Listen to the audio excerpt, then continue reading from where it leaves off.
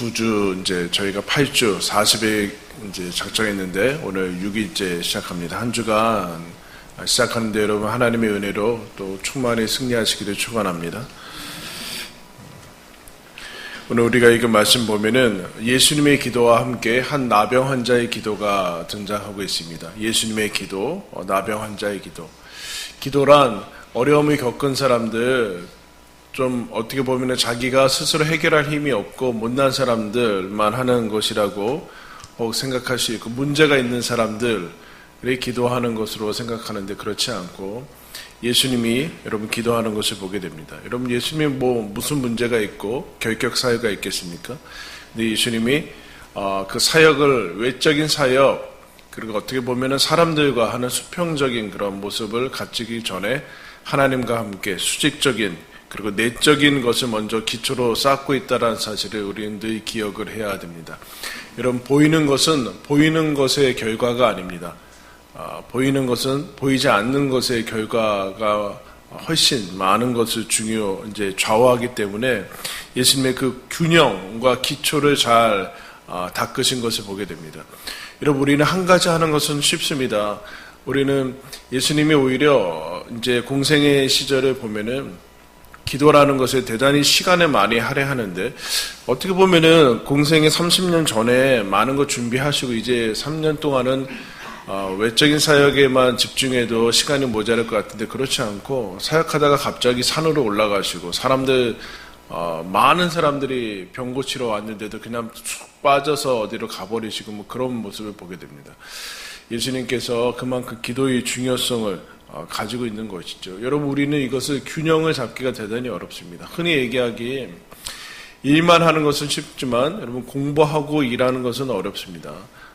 그러나 일만 해서는 여러분 발전이 있겠습니까? 일하면서 역시 자기 개발을 해야 되고 공부해야 되죠. 그러면 여러분 공부만 해서는 되겠습니까? 또 일을 해야 되지 않겠습니까? 그것을 실제적으로 적용하고 영향력을 미치는 일을 해야 되는 것이죠.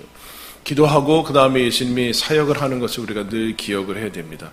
그래서 예수님이 오히려 빙산에가 그러지 않습니까? 빙산이 수면 위에 나타나는 것은 그 안에 엄청난 보이지 않는 더 큰 것이 수면 아래에 있듯이 우리도 어떤 사역들을 감당할 때 그가 몇 배 되는 하나님과의 교제와 그런 기도가 있어야지만 그것들이 아름답게 열매 맺을 수 있다라는 사실을 여러분 기억을 해야 됩니다. 그 다음에 예수님이 주로 하신 사역 3대 사역이라고 하는데, 가르치시고 그리고 병을 고치시고 그리고 하나님 나라의 복음을 전파하셨다라는 것이 예수님의 3대 사역입니다. 그래서 복음을 전파하시고 그리고 가르치시며 양육하시고 또 이제 병든 자들, 귀신 들린 자들을 고쳐주시는 일들을 하게 되는데, 이제 그 일을 하게 됩니다. 그 중에 오늘 40절 말씀부터 보시면 그 앞에 위에서 귀신들을 내어 쫓으시고 많은 사람들의 긍휼히 여기는 사역들을 하게 되는데, 40절에 한 나병 환자가 이제 등장하게 됩니다. 여러분, 나병은 당시의 유대인들에게 있어서는 단순히 질병이 아니라 하나님께 저주받은 그런 병이죠. 우리나라에서도 여러분 천형이라고, 하늘의 형벌이라고 일컬어지는 병이고, 대단히 심각한 피부병을 넘어서 이제 어려운 병인데, 이 병은 저주로 일컬어지고, 그런 말미암아 이 병이 걸리면 격리되어지고 공동체에서 추방당해서 혼자 있을 수밖에 없는, 그래서 모든 것이 단절이 되고 이제 인생이 끝난 것이나 차라리 태어나지 말았어야 되는 정도로까지 인식이 되는 그런 병입니다. 여러분 이 나병을 통해서 할 수 있는 일이 뭐 있을까요? 나병을 통해서 할 수 있는 일이 뭐 있어요? 없죠. 나병을 통해서 뭐 할 수 있는 일이 뭐 있습니까? 오히려 할 수 없는 일들이 훨씬 많죠. 그런데 이 나병을 예수님이 그 앞에서 새벽에 한적한 곳으로 가셨는데, 이 나병은 어떻게 보면은 이 사람을 한적한 곳으로 강제적으로 옮기는 역할을 하게 됩니다. 한적한 곳으로 갈 수밖에 없죠. 혼자서 부모님, 가족들하고 다 떨어져서 여러분 살아야 됩니다. 어느 사회 공동체 가운데 들어갈 수 없죠. 고립과 그 지독한 외로움, 어떻게 감당할 수 없는 그런 이제 완전히 사방이 막힌 것 같은 한적한 곳으로 갈 수밖에 없게 됩니다. 거기에서 나병이 걸린 사람이 무엇을 하게 되는가, 나병이 뭘 할 수 있는가라는 생각을 뒤집는데 40절 보면 한 나병 환자가 예수께 와서 꿇어 엎드렸다. 여러분, 이거 불가능한 일입니다. 나병 환자는 돌아다니면 안 되고, 돌아다니더라도 저쪽에서 사람이 오면은 나병 환자다, 부정하다라고 외쳐야 됩니다. 부정하다, 나는 부정합니다라고 외쳐서 저기 오는 사람이 자기와 마주치지 않고 돌아갈 수 있게끔 하는 것이 이스라엘의 법도입니다. 그 스치거나 혹시라도 이제 그러면은 그 사람이 부정하게 되기 때문에, 근데 예수님께 와서 꿇어 엎드리는 그 모습들을 보게 됩니다. 격리되어 있는데 예수님께 혼자 살 수밖에 없는데 예수님께 오는 것을 여러분 놀랍게 여기셔야만 됩니다. 그리고 그 다음에 뭐 하는가? 꿇어 엎드렸다라고 얘기를 하고 있습니다. 여러분, 나병이란 인생을 포기한 것인데 뭘 꿇어 엎드릴 게 여러분 남아있습니까? 인생을 포기한 거나 마찬가지인데 꿇어 엎드릴 뿐만 아니라 뭐라고 얘기하는가? 놀라운 얘기를 하고 있어요. 꿇어 엎드렸다라는 것은 간절했다라는 것이고, 예수님에 대한 그 자세를 얘기를 하는데, 그 다음에 여러분, 나병 정도 걸렸으면 무슨 소원이 남아있을 것 같아요? 절망의 끝을 경험하고 있는데, 절망은 이제 완전히 끝난 것 아닙니까? 끊어진다라는 것인데, 예수님께 와서 이 얘기를 하고 있어요. 하나님, 원하시면 저를 깨끗게 하실 수 있습니다. 낫게 해주십시오라는 기도를 하고 있습니다. 여러분, 사실 어떤 사람이 살아있고 정말로 그 생기를 유지하고 있다는 것은 마음에 소망을 가지고 있을 때 아니겠습니까? 소망은 기대하는 것이 있고 바라는 것이 있을 때 소망이라고 하는데, 이 사람은 절망 가운데 있고 인생은 포기했는데 예수님께 나아오고 와서 꿇어 엎드려서 간구하는 것을 봅니다. 그냥 간구하는 것도 아니고 대단히 간절한 모습으로 나타나는 것을 여러분 보게 돼요. 여러분, 간절히 새벽에 기도하시기 바랍니다. 간절하다는 것은 억지로 막 목소리를 크게 한다든가 막 짜내서 뭐 그런 것이 아니라 이 문제를 반드시 해결해야 되고, 하나님 말고는, 예수님 말고는 이것을 해결할 수 없다라는 그 인식을 하는 것이 간절해질 수밖에 없는 것이죠. 그렇지 않다면 어떻게 보면은 기도의 제목에서 제외해도 되는 거예요. 그 정도로 간절하지 않으면 제외해도 되는 것, 이루어져도 되고 안 이루어져도 되는 것 가지고 여러분 우리가 기도할 필요는 없지 않습니까? 그것을 얘기를 하는 것이죠.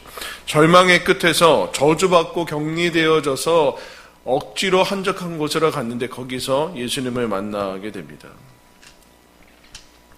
선다싱이라는 인도의 성자라고 일컬어진 사람이 이런 얘기를 합니다. 가난한 마음으로 진정한 기도를 올리기 시작하면 하늘이 요동쳐서 응답한다. 여러분, 이 새벽에 우리가 왜 나왔습니까? 치성을 쌓기 위해서, 정성을 쌓기 위해서 여기 왔습니까? 그렇지 않죠. 살아계신 예수님이 우리의 기도를 보시고, 여러분, 예수님이 기도하는 거 알고 계시죠? 그러니까 예수님이 우리가 기도하고 있는 것을 알고 계시죠? 그래서 여러분 여기 왔지 않습니까? 하나님께서 우리의 기도를 들으시고 응답하고 있다는 것을 믿고 있기 때문에 여러분 여기에 와 있습니다. 어떻게 보면 이거야말로 하나님을 믿지 않으면 제일 허무맹랑하고 어리석고 한심한 행위입니다. 이 새벽에 모여가지고 근데 우리는 살아계신 하나님을 믿고 이것이 절대로 헛된 일이 아닌 것을 알고 있기 때문에 주님 앞에 나와서 얘기합니다. 그때 예수님이 어떻게 하시는가? 41절에 보시면 예수께서 불쌍히 여기사 손을 내밀었다, 그렇게 얘기를 합니다. 예수님이 불쌍히 여기시는 것이 기도의 응답입니다.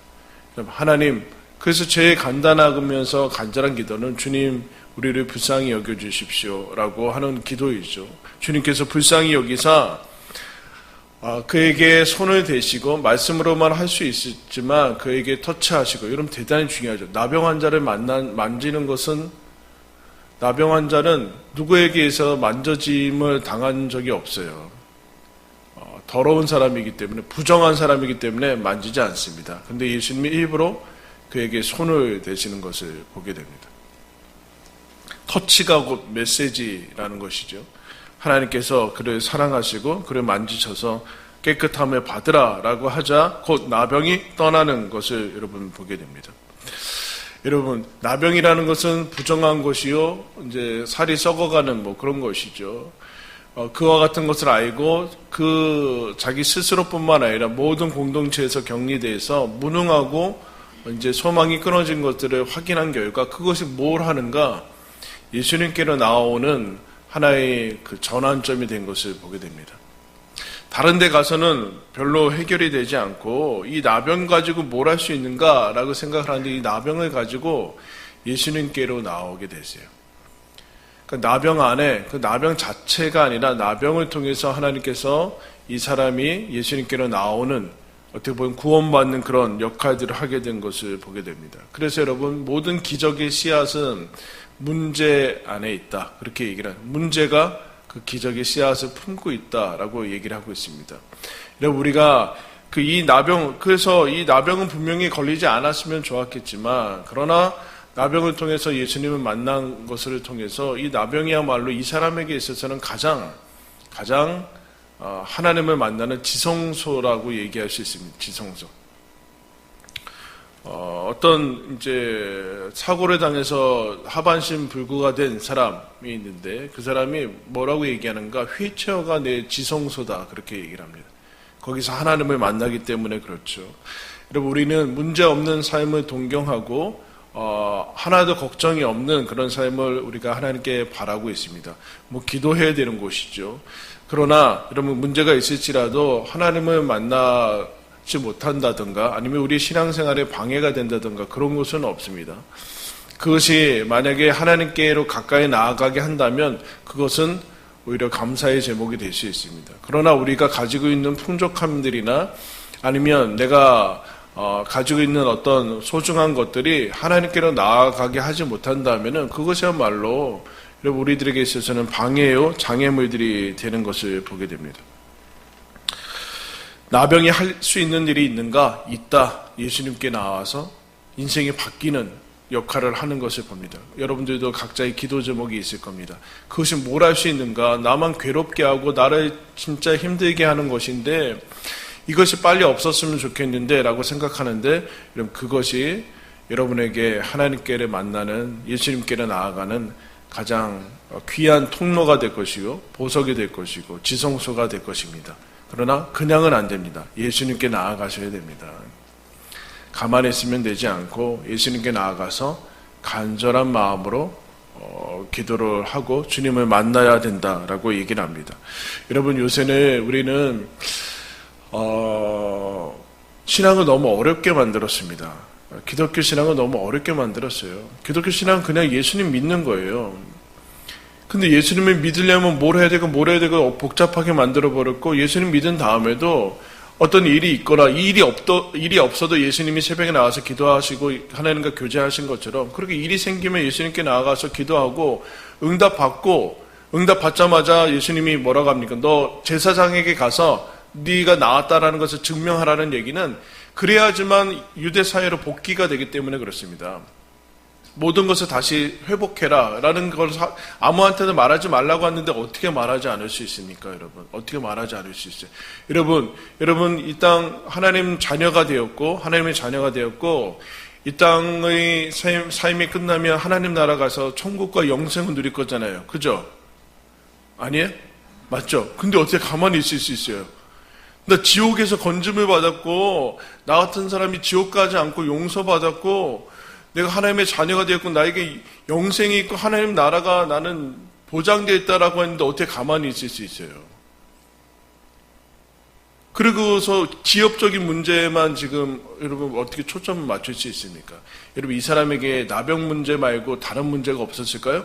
많잖아요. 이 사람 뭐 엄청난 많아. 근데 그 문제는 아무것도 아니다라는 그 문제가 해결이 돼.